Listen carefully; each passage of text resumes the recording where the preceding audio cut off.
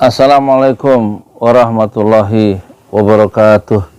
Saya Yudi Pramuko, tukang donat dari Parung Hijur, tertua di semesta. Maaf lahir batin ya, masih suasana bulan Syawal ya. Meskipun sudah ganti bulan kan masih dekat bulannya dekat Syawal.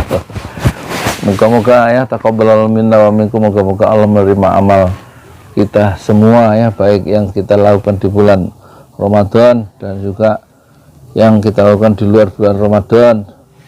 Sekarang gini ya, dalam hidup ini jangan terlalu pusing ngurusin negara kita yang berantakan ya. Berantakan tuh dari ekonomi berantakan ya, utangnya banyak ya enggak.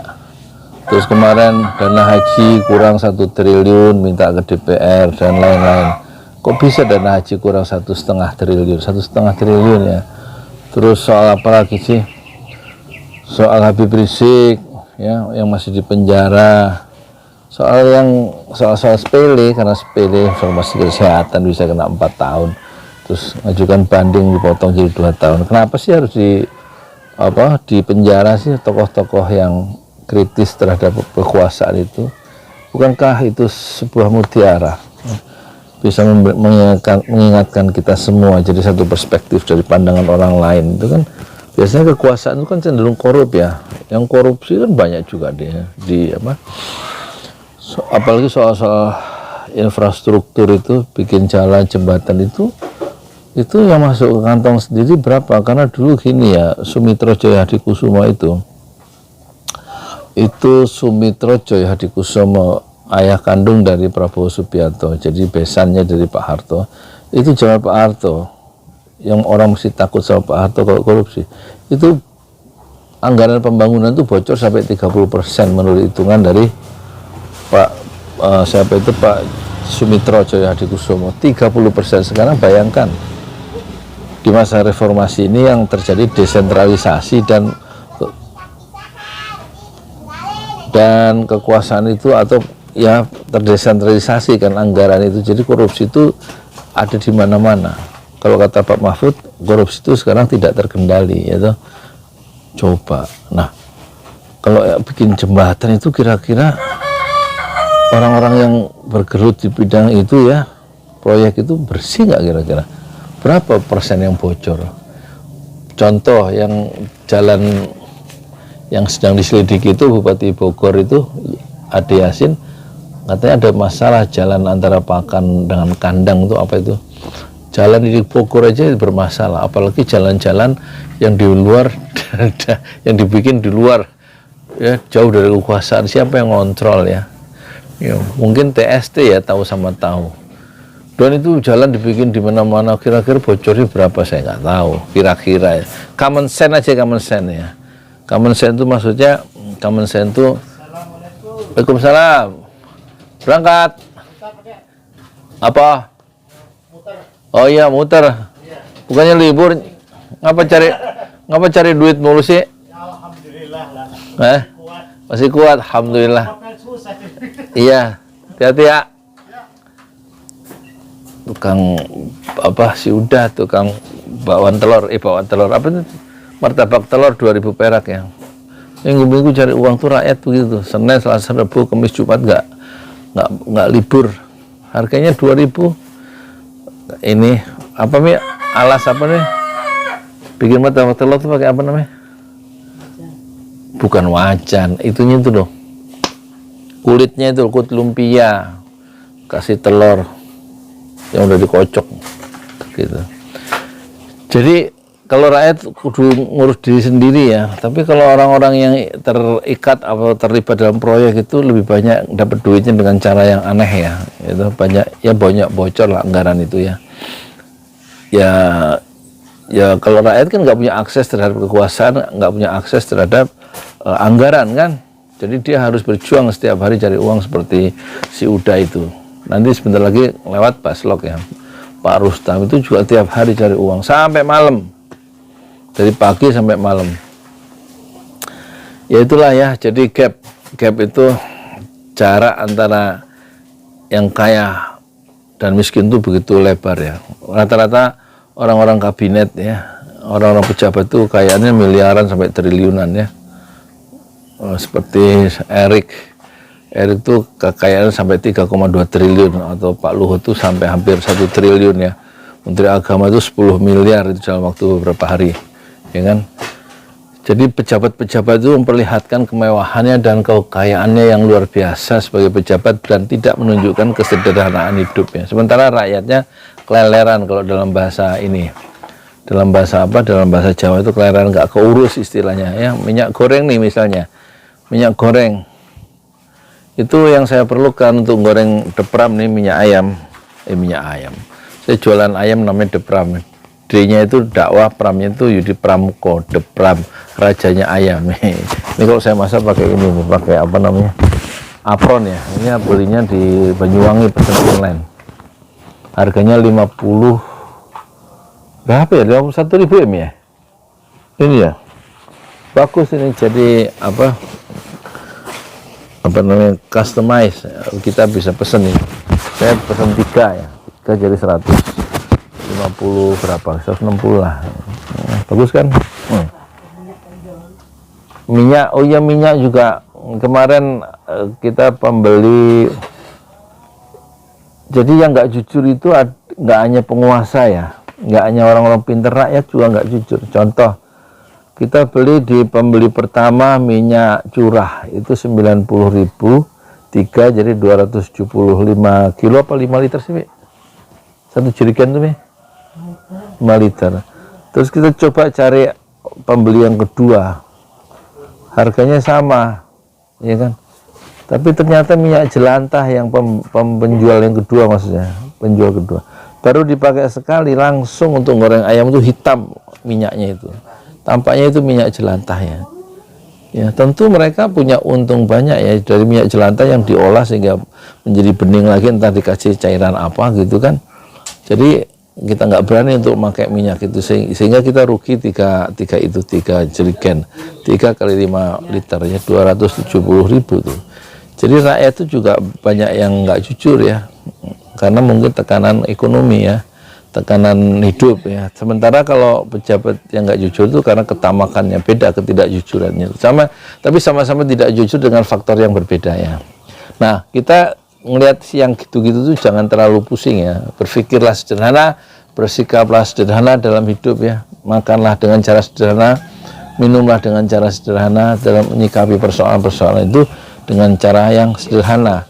Nah, dalam konteks kesederhanaan itu yang saya maksud, Refli Harun, ojo ngomongnya rek masuk suaramu, Mi. Aku mau rekaman di sana ada suara musiknya Bang Kardi, ke sini ada suara macam.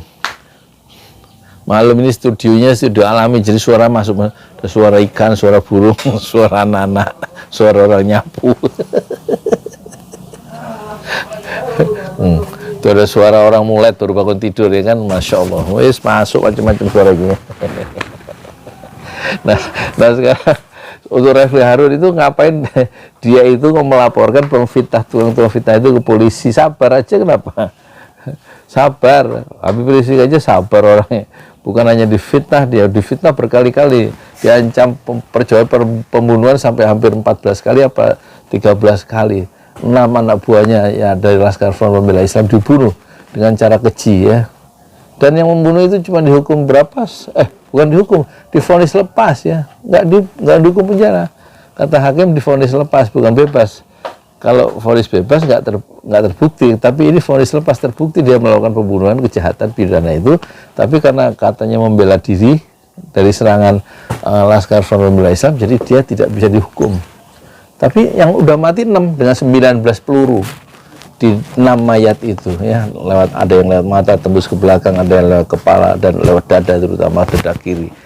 Masing-masing 3 peluru, satu mayat. Nah itu katanya dia membela diri ya, sehingga vonis lepas 2 polisi yang sempat diadili, yang ketiga udah mati sebelum diadili ya. Dan yang memerintahkan pembunuhan atau pengejaran di malam itu 7 Desember 2020 itu juga nggak tersentuh oleh hukum ya. Kan nggak mungkin anak buahnya itu bekerja sendiri kalau nggak ada perintah, nggak ada surat perintah dari atasan dalam institusi itu. Nah yang gini-gini jangan kita tambah pusing ya. Apalagi seorang Refli Harun ngapain juga ngurusin tukang fitnah itu kemudian melaporkan mereka ke polisi. Nanti juga di polisi akan mengecewakan juga, kita khawatirnya gitu. Nanti pusing lagi Refli Harun atau pendukung-pendukung atau simpatisan Refli Harun itu jadi pusing lagi. Gara-garanya apa? Itu tadi gara-gara Refli Harun ini melaporkan tukang fitnah itu ke polisi.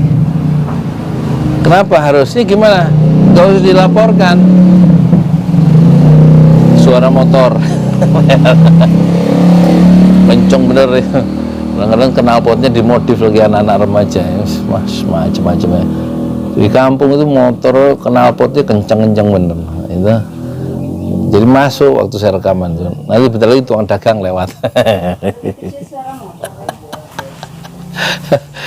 Nah, kembali ke Refli Harun itu sebenarnya harus dicabut aja laporannya itu supaya nggak usah pusing mikirin tukang fitnah, nggak usah dilihat itu video-video dari orang-orang seperti itu. Memang dia cari makannya dengan cara seperti itu, dan itu harus dimaklumi oleh siapa? Oleh orang yang waras. Siapa orang waras itu?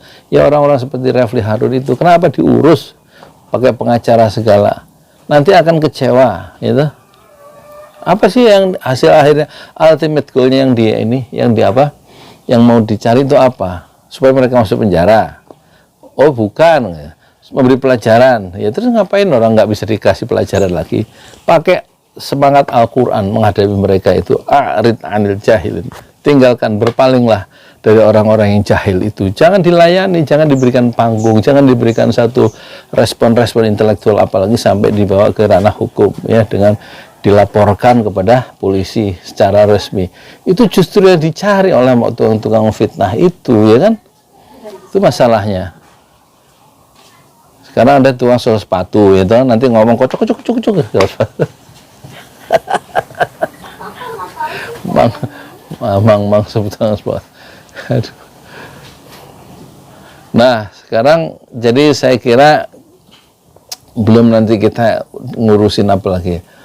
Koruptor itu juga nggak ada yang ngurus ya, itu koruptor itu nggak ada yang ngurus, cuman jadi berita selintas, terus akhirnya mereka menikmati hasil jarahannya itu dengan indah ya, dengan indah menurut persepsi mereka, dan kita juga sebenarnya cuman seperti ICW, seperti Walhi, seperti NGO lain itu hanya sekedar mengungkapkan, akhirnya menguap gitu saja ya.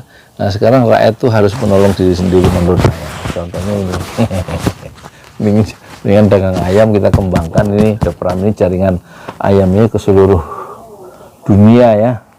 Meskipun usia saya 61, kita kembangkan ya semangat dan praktek wirausaha itu, jualan ayam Depram ini ke seluruh dunia, ke 5 benua sampai ke kutub utara dan kutub selatan gitu. Jadi mulailah ya ada semangat untuk menolong dan membangun ekonomi keluarga. Jadi lebih baik saya mengusulkan dalam hidup ini kita kan mencari apa sih?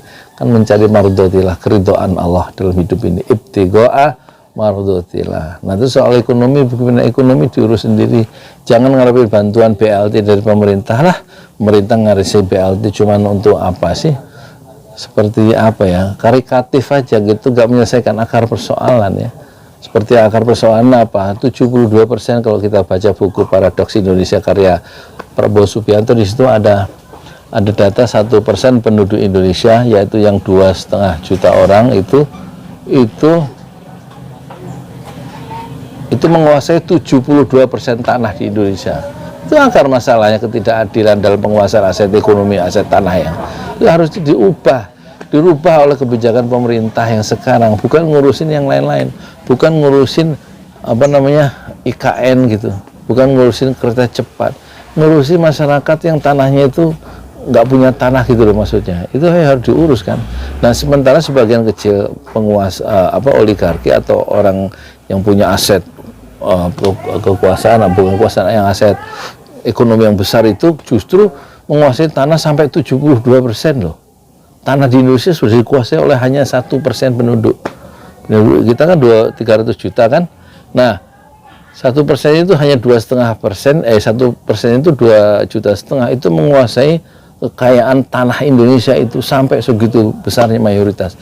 Sementara orang-orang yang kayak saya itu nggak punya tanah. Ini tanah saya cuma segini. Ya, dibeli nyicil dulu ya sekitar berapa tahun yang lalu, 20 tahun yang lalu nyicil. 242 meter ini. Dan tanah bangunan saya ini 100 meter ya, di atas tanah 242 meter ya. Yang saya sisakan 66 meter untuk anak gadis saya yang tanah di belakang rumah ini. Dan ini bukan gaya Eropa ya, kalau nggak ada apa, hanya kelihatan bata, itu kurang semen sebenarnya. Kurang dana. Jadi untuk yang depan khusus batu bata merah, yang kiri kanan belakang sebenarnya batako yang udah hancur ya, karena udah hampir 20 tahun ya. Jadi lihat ya, orang seperti saya itu punya tanah hanya 242 meter, belum lagi komplek di bawah ini. Rumah-rumah kecil 70 meter ya, paling banyak 90 meter ya.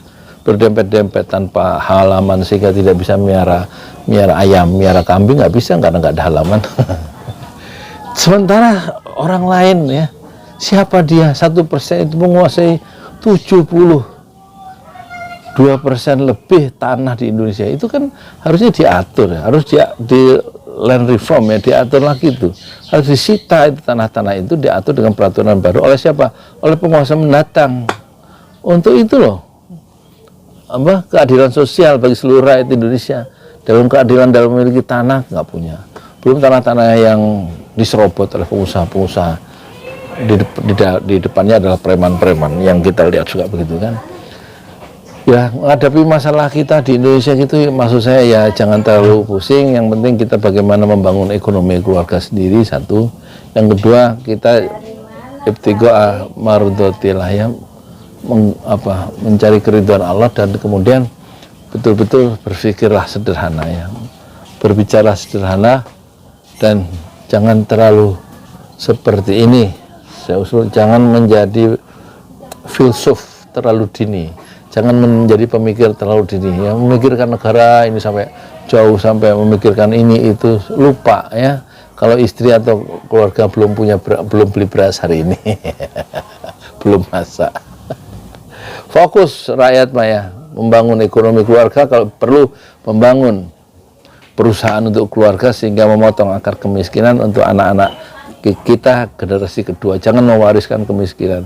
Nah, saatnya sekarang merintis usaha sendiri. Salah satunya ayam, kira-kira begitu. Enggak ya, nggak harus mau ayam, ya kan? Bikin apa, kayak bikin warung bakso, kayak bikin mie ayam, kayak bikin jualan bubur kacang hijau, kayak buat jualan apa kayak gitu ya, jualan tekek kayak. Terus ya mohon maaf ini sering nggak bermutu apa video saya, memang sengaja saya nggak saya buat bermutu ya, supaya kelihatan saya jadi orang biasa gitu mas. Ya udah gitu aja ya, terima kasih udah 18 menit. Assalamualaikum warahmatullahi wabarakatuh. Saya Yudi Prabu, ketua doa dari para youtuber tertua di semesta Fasbir Sabran Jamila. Bersabarlah dengan kesabaran yang indah. Assalamualaikum warahmatullahi wabarakatuh.